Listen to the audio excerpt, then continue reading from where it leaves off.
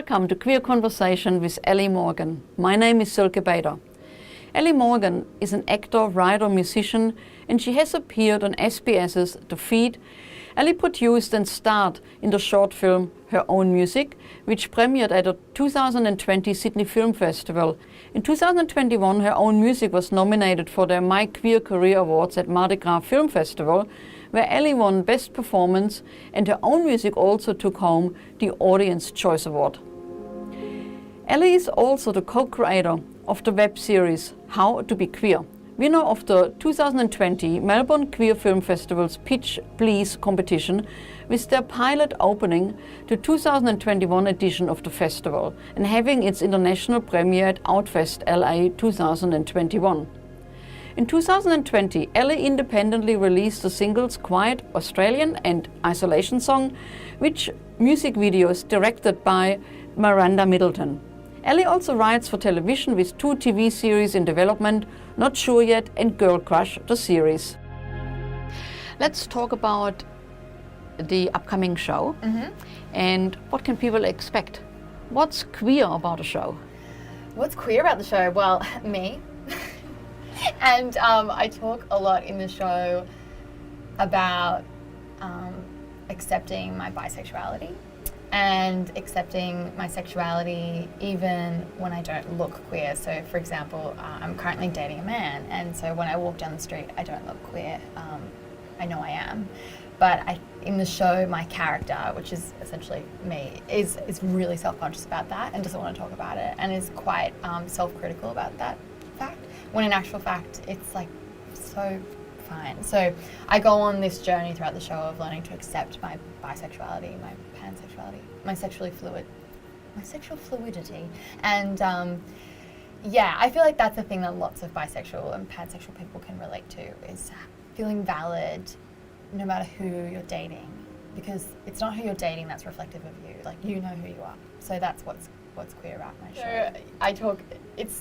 I go on this big journey of self-acceptance, I guess you'd say. So accepting where I'm at with my mental health, accepting climate change, accepting that it's here and that I don't have all the answers, but I'm still going to show up and I'm still going to be part of the conversation.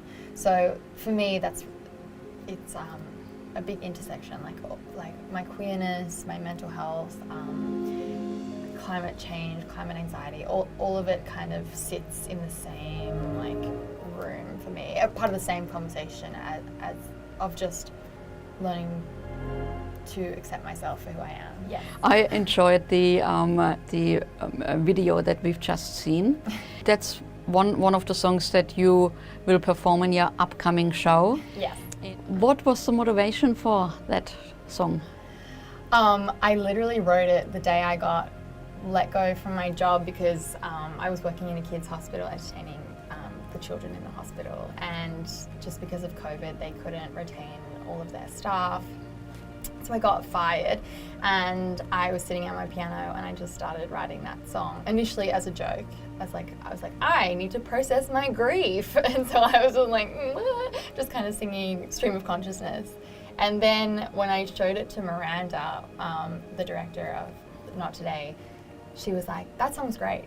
I showed it to her as a joke. I was like, I wrote this joke song the other day. And she's like, no, that song's great. And I was like, really? And so then I just kind of kept sitting with it and mined it for more material, and it ended up in the show, yeah. If you can describe the style of your performance for somebody who has not seen you in any capacity as a writer or performer, how would you describe your style? Is it? I would say the style is anxious, self-deprecating comedy, but underneath hides a lot of truth. So yeah, it's very young. It's definitely an extension of me. So it's basically a young millennial dealing with life. So yeah, it's very, very fast paced. It is called Not Today. It's going to be at Melbourne International Comedy Festival from April 19th to April 23rd.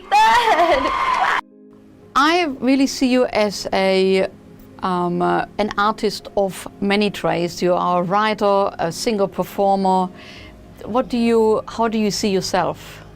Yeah, I'm definitely a multidisciplinary artist. So I go towards whichever medium I think best suits the particular story or conversation that I want to talk about. And so that could be, songwriting, screenwriting, or theatre, playwriting. And it's taken me a bit of time to accept that I do like dabbling in lots of different mediums. I think when I first started out, I was like, I have to pick one. But actually, I think it's grown to be almost a strength. I think people enjoy, lots of different mediums, and the way that you use it can be really interesting. So yeah, I'm a multidisciplinary artist.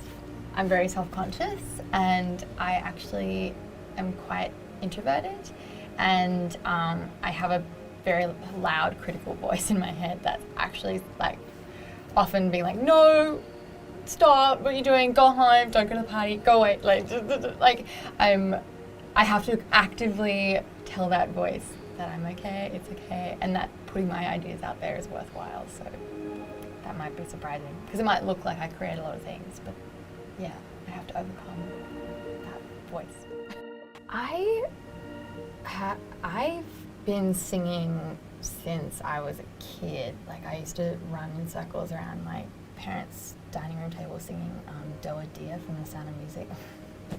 Because why not sing that whilst running around in circles? Anyway, I've been singing my whole life. I was trained classically, so I have that technique. But then it took me a while. I actually took a break from music from like 18 to like 23. I was like, I don't think I'm going to do it anymore, because I wasn't sure how to rectify my classical training with the songs I love, which were folk songs, like indie songs, even pop songs and like dance pop. I was like, how do I marry that with my training?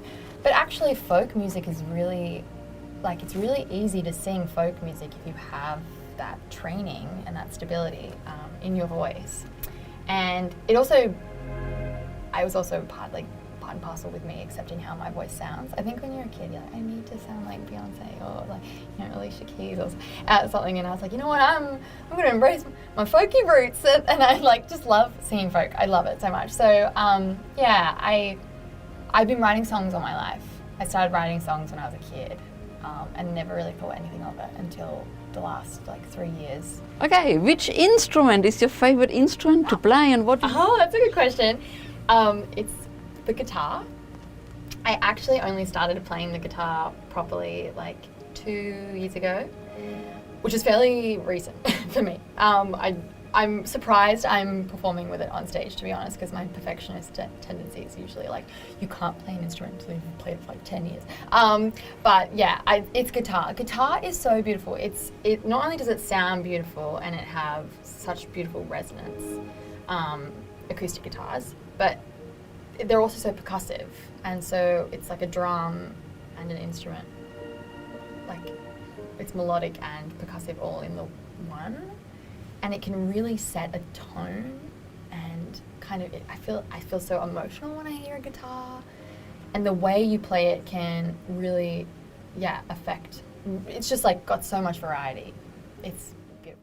We got funding from Melbourne Queer Film Festival to make the pilot, and we've written the rest of the series, but it's still in pre-production for the rest. So How to Be Queer is about Naomi, who is a young, mid-20s, young professional who loves to plan her life, and she's created the perfect 5-year plan in order to achieve happiness in the next 5 years. And she has a best friend called Patrick, and they go out to a party one night, and she usually wingwoman's Patrick because she's the planner, she's really good at it. And she's just gotten a promotion at work, so she's like, okay, well, next on my to-do list is to find the fiancé, so I'm going to wingwoman you and myself tonight. It should be totally fine because I do it for you all the time, so it should be natural. And then she goes to the party and finds that she doesn't get along with any of the men that she tries to speak to. And then but just by chance, strikes up a conversation with a woman, and then they hit it off, and an almost kiss happens, and she realizes that she's queer. And then she has to redo her entire 5-year plan in order to try and fit her sexual adolescence, her queer awakening in there somehow, which she wasn't planning for. So that's fun. It's actually targeted towards people who realize they were queer later in life, because I think the narrative, when Claire Kavanagh, who writes it with me, and I were chatting, we were talking about how often you get told that queer people know that they're queer when they're like kids and like they're born that way, and like obviously they are, but you know, they know it all the time. Whenever they come out, their parents are like, I always knew it.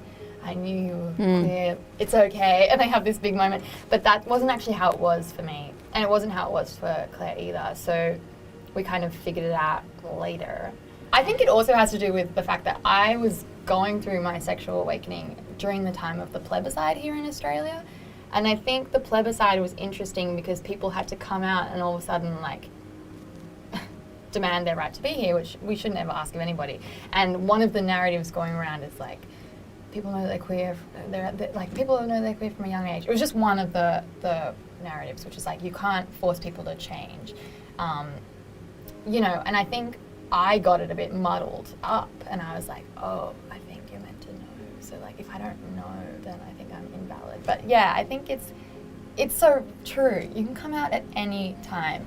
Even like married women, women married to men, I hear them sometimes being like, oh, I'm straight, but I have such a crush on this woman. I would go gay for her. I'd sleep with her. And I'm like, you know, you can be bisexual. Like, I know. You can be married and be bisexual. You can be married to a man and be bisexual. It's totally fine. And you can come out whilst you're married to a man. That's totally fine. I do love honest lyrics that are almost like storytelling. So I really love Phoebe Bridgers. She's a young rock indie artist right now. I'm obsessed with her. But she paints such vivid pictures in her songs. And I do love musical comedians like Bo Burnham and Tim Minchin, who are very tongue-in-cheek with their lyrics. Same with Kate Miller-Heidke, an Australian artist. She's very tongue-in-cheek with their lyrics. I really love when people aren't afraid to be cheeky or funny in songs and to inject personality and just gags in songs. I find it really invigorating. So I've definitely channeled that into my songwriting. And I'm also just I process the world through humour. So once I finally let myself put humour into my songs, it unlocked songwriting for me because I just let myself be myself. Well, I've got a show on at Sydney Comedy Festival called My Show Didn't Fit on This Stage, but it was going to be Not Today, but Not Today didn't fit on the stage. So I'm writing a new show. I'm not sure what it's going to be. I'm going to figure that out later. But that's next. I'm going to do that. And then after that, I would actually love to release an EP or an album. I'm also hoping to develop a TV show that I'm developing and a feature film, all to do with queerness, climate change, climate anxiety, mental health, and those intersections. We haven't talked about your passion there on climate change, and tell me what's going on there for you. Well, it mainly stems from, I kind of think about climate change and tackle climate change more from the mental health aspect and angle. So for me, climate change, not only has it been very sad to see the effects of climate change, but I live with constant anxiety about climate change, as lots and lots of people actually do, and it's really affecting our younger generations.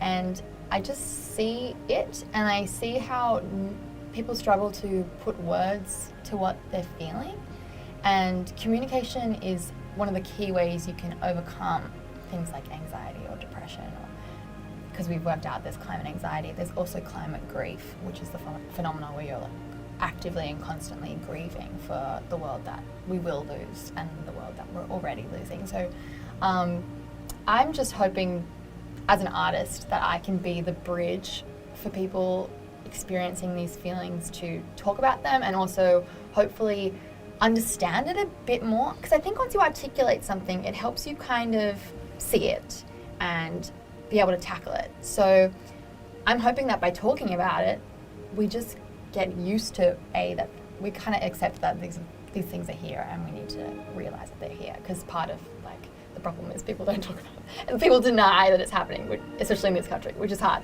But yeah, talk about it, and then hopefully push through it, or come out the other side and find hope and find ways to show up each day and keep being hopeful, essentially. Well, one of the worst things that can happen is for anyone, especially to lose hope, Yeah. because our hope is in the youth, because you're the ones who are voting in the next government and the Yes. government after that. Exactly. So that you keep up that conversation and that people feel they're being, there is a community there. I think this is really important. Like, So through the show, I learned that A, I can't fix climate change by myself, but B, you can't really fix anything until you check in and see how you are, and then go from there. So that's the journey. thank you, Ellie, Thank for you so joining us much. today, and pleasure. look forward to seeing the show. If you enjoy queer conversation, make sure to check out our website LOTL.com, where you will find more content on LGBTQI+ topics. And don't forget to follow us on social media. My name is Silke Bader, and thank you for your company.